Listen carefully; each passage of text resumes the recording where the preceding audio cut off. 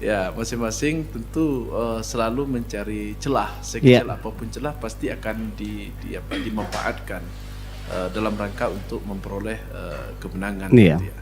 Jadi segala kemungkinan itu bisa terjadi. Nah, apakah memungkinkan tidak terjadi pelanggaran? Itu kita agak sedikit pesimis. Ya, agak sedikit pesimis dengan kondisi ini karena kita melihat di lapangan ya. Secara di atas kertas saya pikir Bawaslu misalnya itu sudah punya catatan tersendiri itu terkait dengan problem-problem yang muncul di masa tenang ya, di masa tenang. Dan saya yakin banyak hal yang bisa kita lihat ya, baik dari dari masing-masing pasangan calon ataupun daripada masing-masing simpatisan.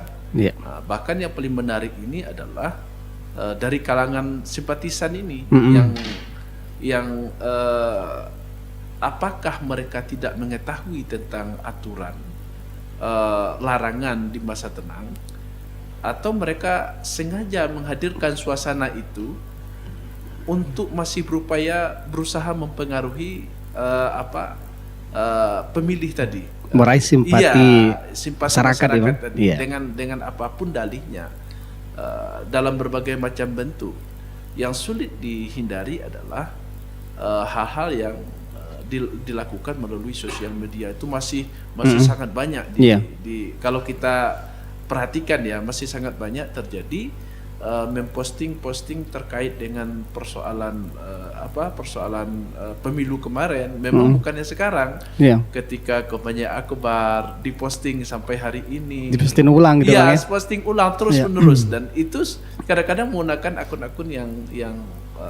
akun-akun yang tidak asli. Kalau pelanggaran sebenarnya paling banyak terjadi itu di masa kampanye, tapi ada potensi pelanggaran yang akan terjadi di masa tenang yang seperti dikatakan abang saya ini tadi gitu kan, karena orang sudah door to door gitu kan, kita tidak tahu kapan jam berapa gitu kan. Namun dari Bawaslu sendiri per tanggal 22, saya lupa 21 atau 22, kami sudah mengirimkan himbauan kepada KPU dan juga paslon untuk tidak ada lagi.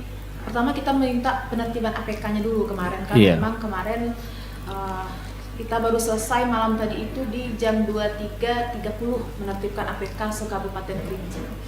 Jadi memang kita harapannya tidak ada lagi atribut ataupun APK maupun bahan kampanye yang masih terpasang. Memang kita ingin tenang suasananya, gitu kan, tenang, sejuk seperti orang tahu Kerinci dan Sungai Kuno gitu kan.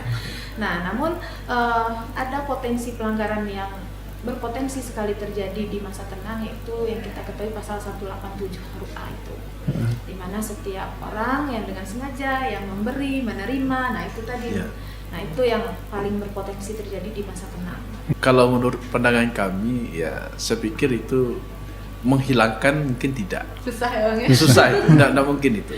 Karena ini menyangkut dari dari dua sisi ya. Yang pertama orang yang berupaya untuk menang maka akan melakukan hal itu salah satunya. Kemudian masyarakat kita kadang-kadang tidak diantar, mereka datang. Ini persoalannya. Maka membangun kesadaran masyarakat itu agak susah Bang ya. Itu memang butuh waktu ya, terkait dengan edukasi tentang persoalan demokrasi dan politik ini. Saya pikir apa yang dilakukan oleh kawan-kawan di Bawaslu itu sudah tepat gitu ya, dengan membuka posko pengaduan pada setiap desa, kemudian ada call center, bisa melalui email segala macam.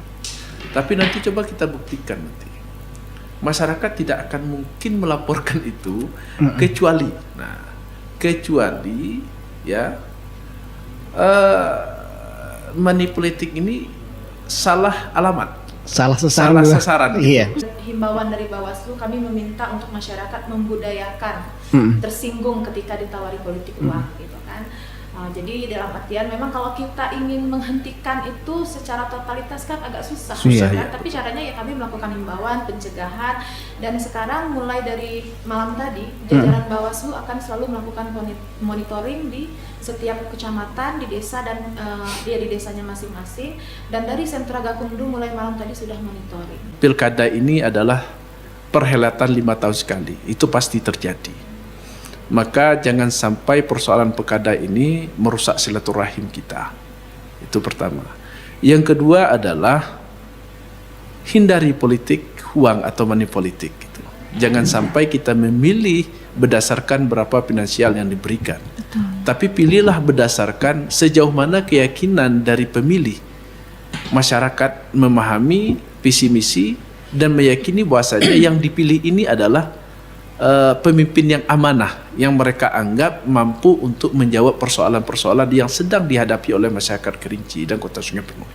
Kemudian yang ketiga, dalam masa tenang ini kita berharap hindarilah posting-posting yang sifatnya hoax yang melalui sosial media ataupun lain sebagainya, karena ini dapat memicu terjadinya konflik. Pilkada ini adalah cerminan dari kemajuan demokrasi kita. Nah, sejauh mana kita mau menjaga cermin ini tetap bersih, ya tentunya tadi tidak ada gesekan. Tadi kan tetap melakukan politik yang santun gitu. Kita menolak politik uang. Tetap pesan kami budayakan tersinggung ketika kita ditawari oleh politik uang.